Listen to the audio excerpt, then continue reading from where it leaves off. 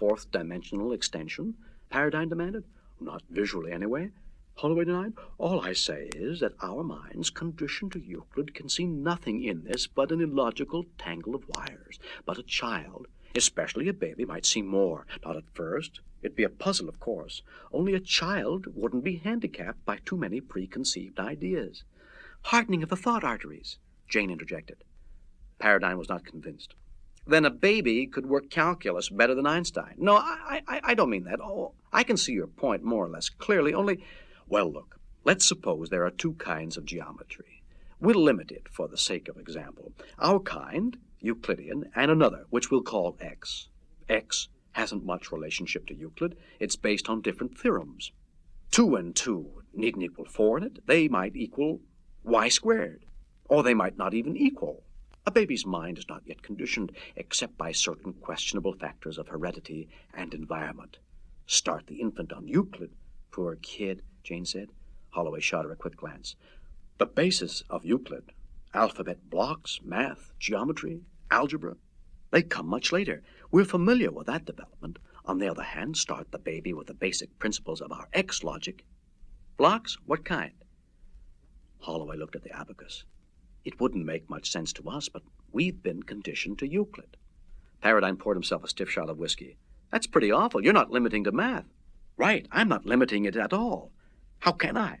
I'm not conditioned to X logic. There's the answer, Jane said with a sigh of relief. Who is? It'd take such a person to make the sort of toys you apparently think these are.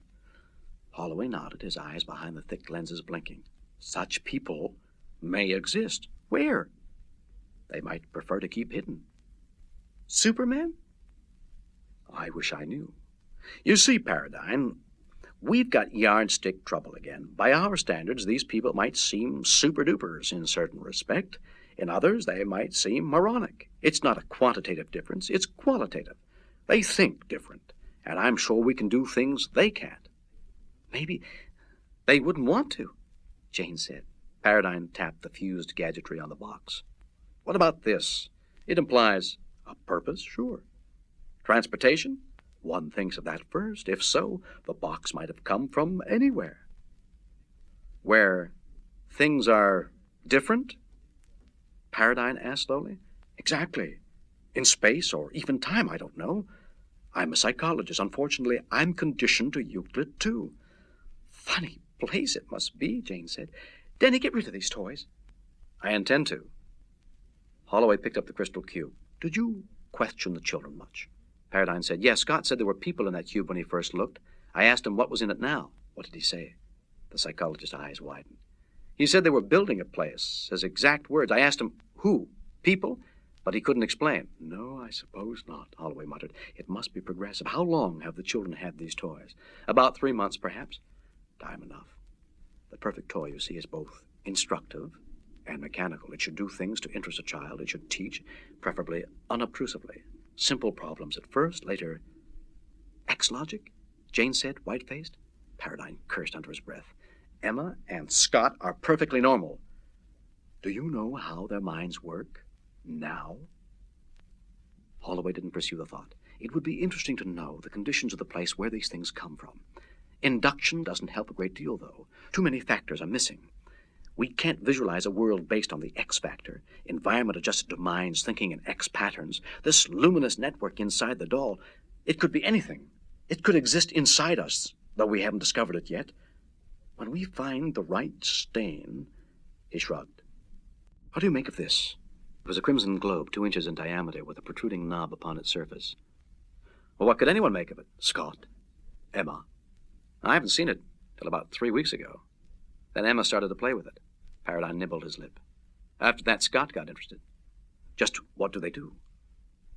Hold it up in front of them, move it back and forth, no particular pattern of motion. No Euclidean pattern, Holloway corrected. At first, they couldn't understand the toy's purpose. They had to be educated up to it. That's horrible, Jane said. Not to them.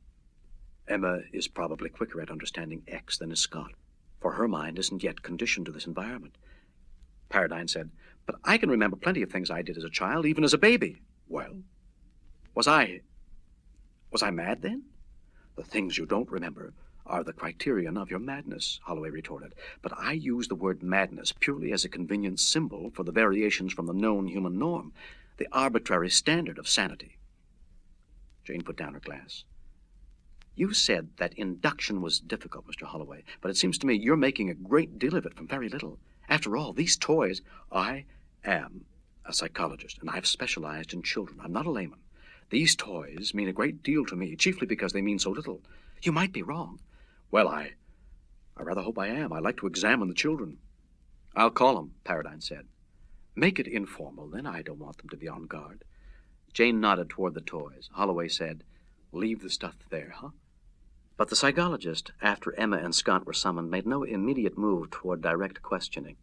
He managed to draw Scott unobtrusively into the conversation, dropping key words now and then, nothing so obvious as word association test. Cooperation is necessary for that. The most interesting development occurred when Holloway took up the abacus.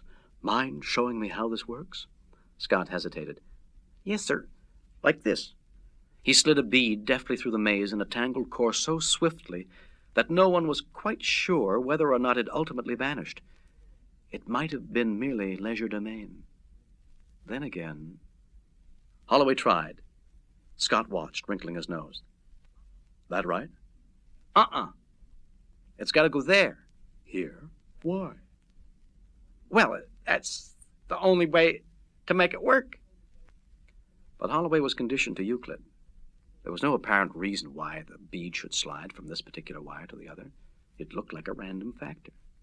Also, Holloway suddenly noticed this wasn't the path the bead had taken previously, when Scott had worked the puzzle, at least as well as he could tell. Will you show me again? Scott did, and twice more on request. Holloway blinked through his glasses. Random, yes, and a variable. Scott moved the bead along a different course each time. Somehow, none of the adults could tell whether or not the bead vanished. If they had expected to see it disappear, their reactions might have been different. In the end, nothing was solved. Holloway, as he said goodnight, seemed ill at ease. May I come again? I wish you would, Jane told him. Anytime. You still think... He nodded. The children's minds are not reacting normally. They're not dull at all, but I have the most extraordinary impression that they arrive at conclusions in a way that we don't understand, as though they used algebra while we use geometry. The same conclusion, but a different method of reaching it. What about the toys? Paradine asked suddenly.